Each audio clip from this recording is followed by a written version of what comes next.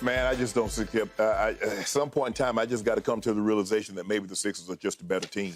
Now, we can get into this and talk about the coaching and the timeout situation and all this and all that, but maybe, I mean, Joel Embiid is the best player on the court. Now, you can make a case that obviously I think Jason Tatum is the second best player. It rotates from game to game. Is it Jaylen Brown? Is it James Harden? James Harden has had 2 games where he says, I'm the second best player on the court. But the consistency-wise, they just had, I mean, the Celtics just hadn't been consistent enough. Jason Tatum gets off to these horrible starts. He starts 0 for 8, 0 for 5. He gets it going, but it's too little too late. Yep. And they have very, very little impact on the game. He looks like you have a nice stat line, but he's 11 for 27. He's 9 of 25, which means that he's been very inefficient. They're behind. He's taking shots to try to get them back in the game, and it's exacerbating the situation. James Harden has been excellent because he's been able to control the game. The other night, he only had 8 shots, but he had 17 points, 10 assists, 2 turnovers. He's 2 rebounds away from a triple-double. And then when you get Joel Embiid, it's going to be Joel Embiid. He's the MVP for a reason. And then you get Tyrese Maxey throwing in 30. Skip, you're going to lose this game. And you're going to lose this game every time, and you're probably going to lose the game in convincing fashion like you lost game 4. If you let Joel Embiid get 30, you let Maxey get 30, you let... Well, he hit 6 threes, so yeah. You let James Harden control the game like he controlled the game. He did. You're going to lose just like you lost the other day. Jaylen Brown has to get. Well, he starts hot, but he gets in foul trouble because he's guarding Harden. Harden is so crafty at drawing fouls. He is. And so now he goes to the bench. He gets out of a rhythm. He doesn't get back into that rhythm.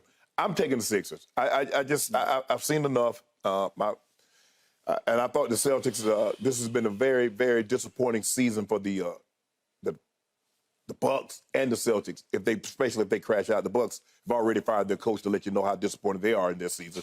But this would be horrible for the Celtics because I thought they were the second-best team all year in the Eastern Conference. And to go out in the second round after reaching the NBA Finals last year would be a huge, huge disappointment. It would.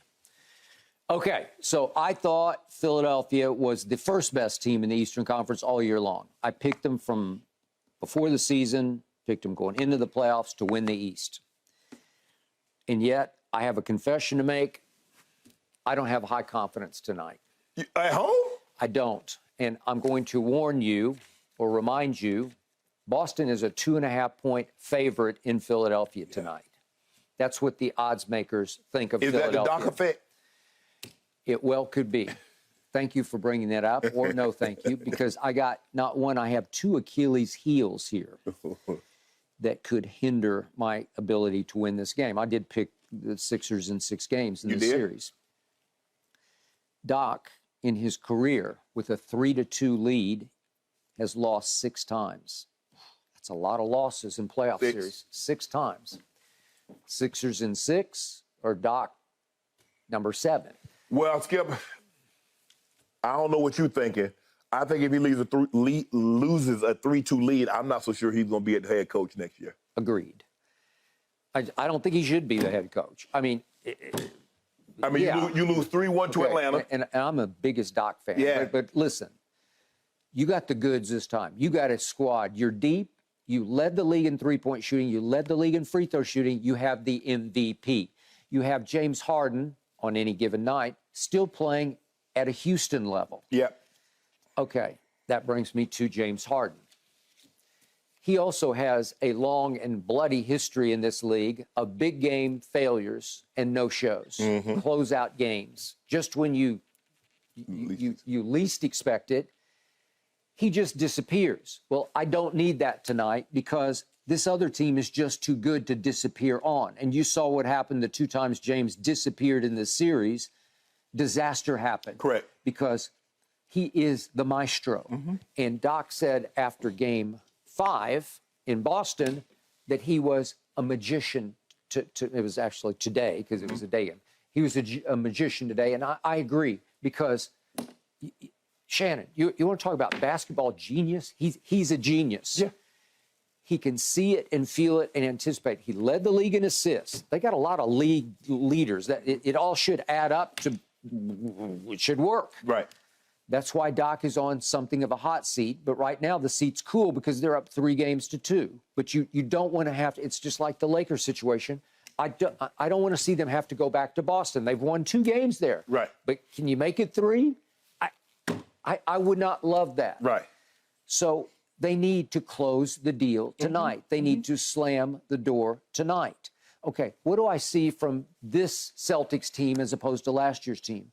Last year's trademark was defense. Yes. They don't defend at the level last year's Ime Udoka team defended at. Robert Williams is not the same defender, Skip. That knee, Al Horford is hit or miss. Yeah. Marcus Smart.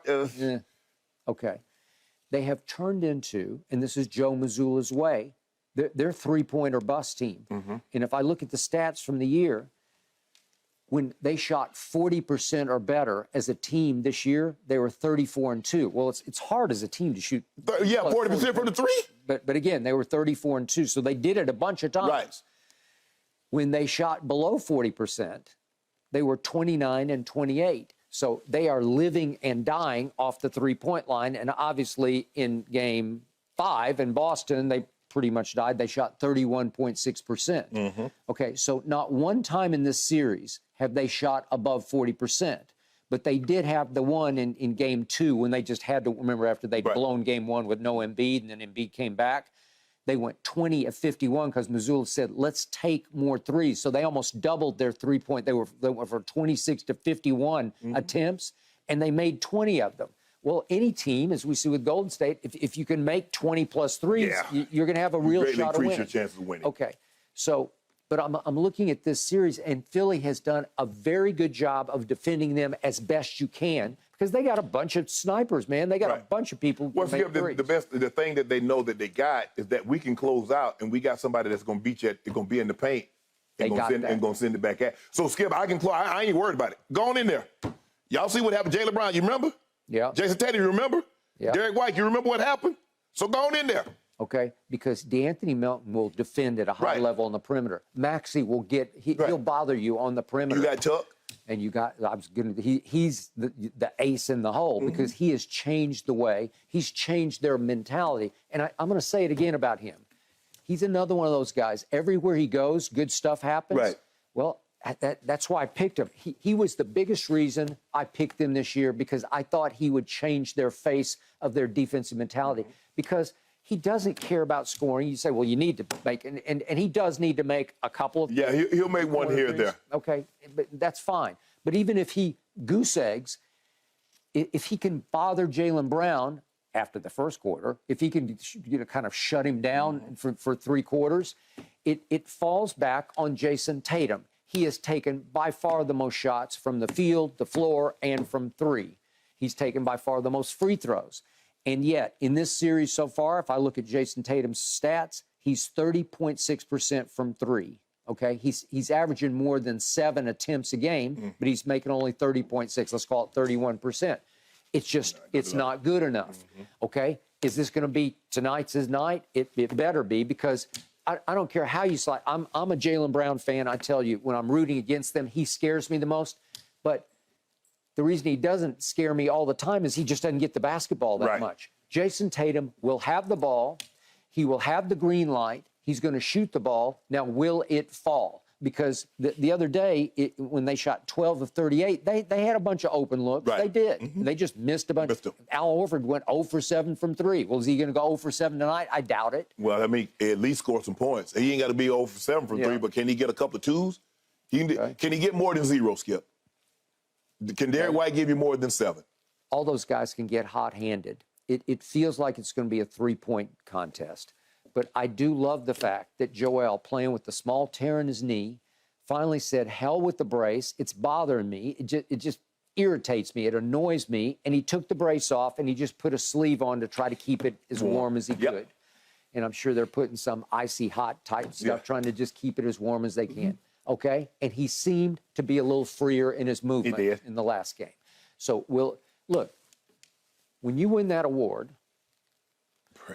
you got to live up. And it's like good news and bad news. The bad news is you got to live up to it. So I expect him, if you're that guy, You need to take this game over tonight in your house. Because, Skip, you know everybody's gunning. When you win that award, man, everybody gunning for you. They want to show, I deserve that award. I remember when Karl Malone won it and he's facing Georgia. Give me my award. Skip, you remember Akeem Olajuwon when David Robinson got it and he had to face Akeem, and Akeem ate his lunch.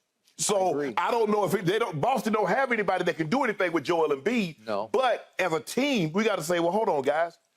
We can't give Joel, let him have 34 and 10. We've got, look, if Maxey, if he goes and gets 30, 40, okay, we got to live with that. But Skip, that is his presence in the free throws. Like I said, Skip, he might not make but like 8 shots, but he's going to the free throw line 15 times. Well, in the regular season, he averaged 12, and he averaged making 10. Yeah, so that's 10 points. You say he hits 1 3. Usually, so he made 3 the other day. So that's 13, and then he makes 10 field goals out of 22, 23 shots. That's 20, so that's 33 points right there. That's what happened. And of those 10, 5 of them might be dunks. Yes. Okay? Yes. Okay. He needs to do that tonight. He needs to block 4 more shots tonight. He needs to alter 4 or 5 more shots tonight. He needs to have an MVP performance. And Tuck has been in his ear constantly saying, don't drift. Don't sleep on us. You've got to. You're this guy. You're this good. You're the biggest, baddest man out here. You're by far the biggest, baddest man. Okay, so the MVP is there, and now what is Jason Tatum saying in his head right now?